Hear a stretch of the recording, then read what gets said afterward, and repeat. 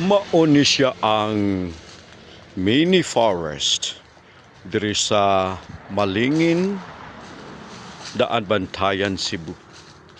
Pagkanindot sa lugar, pagkanindot tan-awon, inyong makita perting mingawa sa dapit o atong makita nga hilom kaayo.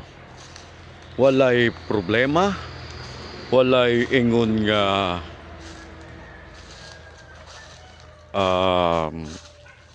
layo sa kasamok.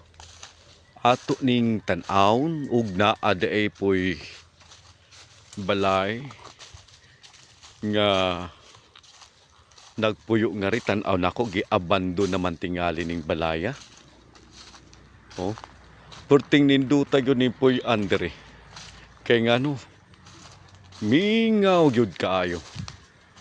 Karon ra ko nakadiskubre nga duna di ay balay dinhing dapita.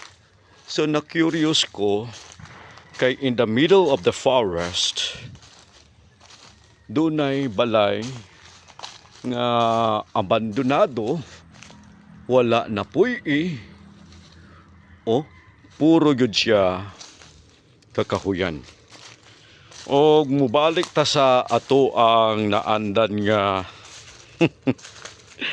naandan nga ruta, muulit ta ngadto sa ato tabalik sa highway. Tan-awa mga higala, kakahuyan. Amazing, di ba? Nindot kaayo poy aning ing-ani nga dapit. Og wala natay idea og si kinsay tag-iya aning balaya. Konkreto, lig-on, ug walay crack. Atong baybayon, atong subayon ang dan. Mauni siya mga igsuon ko. Tanawa. Perting ninduta gyud nga dapit.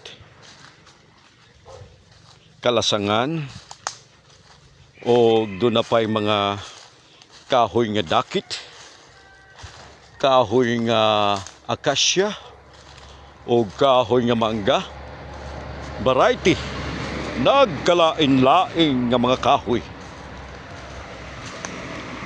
Mao ni siya ang mini forest, small forest should I say. Karon di anata sa highway, di ba dool na kayo? In just 3 minutes nahuman natog suroy ang mini forest.